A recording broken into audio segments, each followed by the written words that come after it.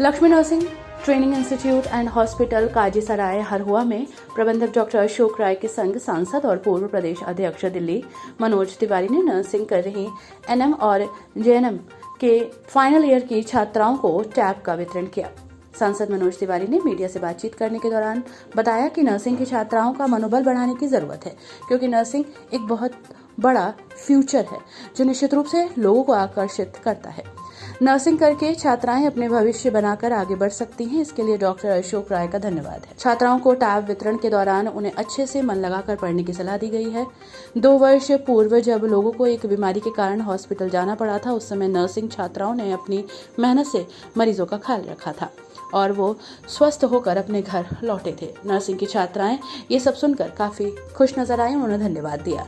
Nursing कर रही NM और जेएनएम के फाइनल ईयर की छात्राओं को लगभग 60 टैब का वितरण हुआ।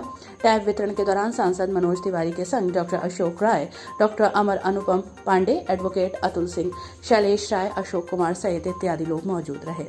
आज मैं लक्ष्मी नर्सिंग के जो एएनएम और जेएनएम जो फाइनल ईयर के स्टूडेंट्स हैं जो नर्सिंग के, उनको टैब बांटा जा रहा है। तो डॉक्टर अशोक राय जी के बुलावे पे आज मैं उन बच्चों को टैब बांटने के लिए उपस्थित हूँ और मुझे इस बात की बड़ी खुशी है कि डॉक्टर अशोक राय जी इस फील्ड में भी बहुत अच्छा काम कर रहे हैं और नर्सिंग एक बहुत बड़ा फ्यूचर है। तो निश्चित रूप से उसमें लोगों को आकर्षित करना है कि नर्सिंग करके एक बेहतर भविष्य बना करके हमारी बच्चियां आगे बढ़ सकती हैं और उसके लिए मैं डॉक्टर अशोक राय जी को धन्यवाद देता हूं। मनोज जी, देखा जाए इसमें ज्ञानवापी प्रकरण काफ़ी तेजी से उभरा हुआ है, क्या कहना चाहेंगे? देखिए, निश्चित रूप से ज्ञानवापी का जो सर्वे हुआ, उस सर्वे ने सबकी आंखें खोल दी। मैं समझता हूं हमारा देश हर बात में एक बात कहता है, प्रमाण क्या है, आप ये बात कर रहे हैं, इसका प्रूफ क्या है। और न्यायपालिका ने इतने अच्छे से कार्य किया। सर्वे का हालांकि शुरू में थोड़ा विरोध हुआ, लेकिन बाद में मुस्लिम पक्षकार भी सर्वे के लिए तैयार हुए, उसके लिए धन्यवाद करते हैं हम। और किसी को इसमें नफरत की भाषा नहीं बोलनी चाहिए। हमारे देश पे आक्रांताओं ने, जो विदेशी आक्रमणकारी थे, वो आए और हमारे देश के ढांचे को छिन्न भिन्न करके आग लगा के जहर बो के चले गए। अब ये तो नहीं कि हम हमेशा उसी नफरत के जहर में डूबे रहे और हर बार दंगे होते रहे, हर बार तनाव होता रहे।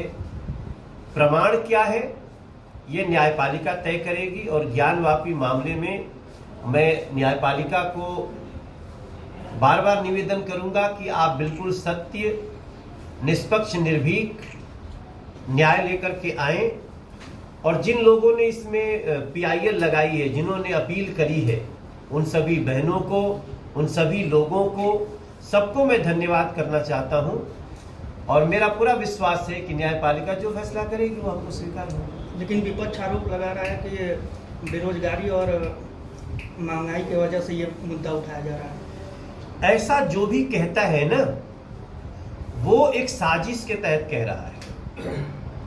बेरोजगारी भी एक मुद्दा है, भ्रष्टाचार भी एक मुद्दा है, सुशासन भी एक मुद्दा है, लेकिन उसके आड़ में आप क्यों इतना बड़ा जहर बो के रखना चाहते हैं? हमारे देश का हिंदू हो, मुस्लिम हो, सिख हो, ईसाई हो, ये आगे बढ़ना चाहता है, चांद पे जाना चाहता है। आज मुसलमान भी कहता है कि हमारे एक हाथ में कुरान हो तो एक में हाथ में कंप्यूटर हो। आप क्यों उसको एक ऐसे झगड़े में लगाना चाहते हैं जो सत्य जानने के बाद वो भी सोच रहे हैं अरे ये क्या है, क्या मंदिर को तोड़ करके ये मस्जिद बनी हुई है? तो आप जो लोग नफरत की भाषा बोल रहे हैं, ओवैसी जैसे लोग हैं या समाजवादी पार्टी के लोग हैं या जो भी तुष्टीकरण कांग्रेसी लोग हैं, वो लोग जो ये भाषा बोल रहे हैं ना, याद रखो इस देश के मुस्लिम यूथ भी आपको देख रहा है। वो भी प्रमाण देखने के बाद यही कहता है कि ये इसका समर्थन जो भी पार्टी या जो भी व्यक्ति कर रहा है वो सच में हमारे हिंदुस्तान की प्रगति का बाधक है।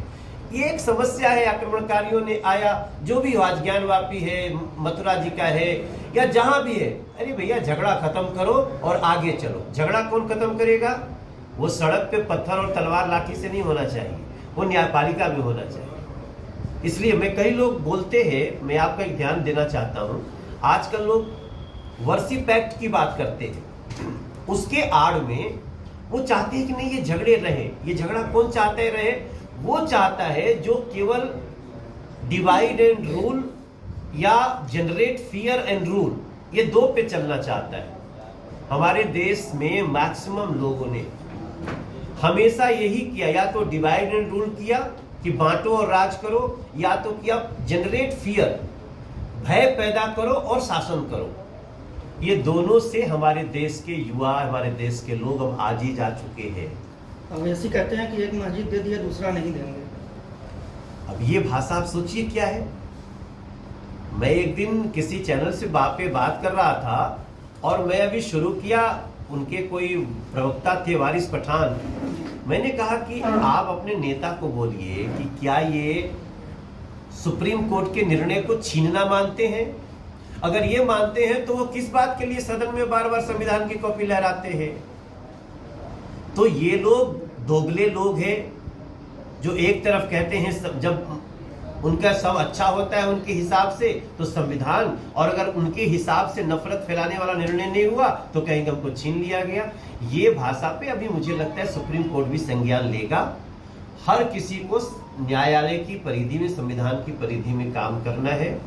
और मैं सभी से प्रार्थना करूंगा, हिंदू लोगों से भी, मुस्लिम लोगों से भी, कि ज्ञानवापी के मुद्दे पे जो प्रमाण आ रहा है उसके अनुसार चलना है, न्यायालय के अनुसार चलना है।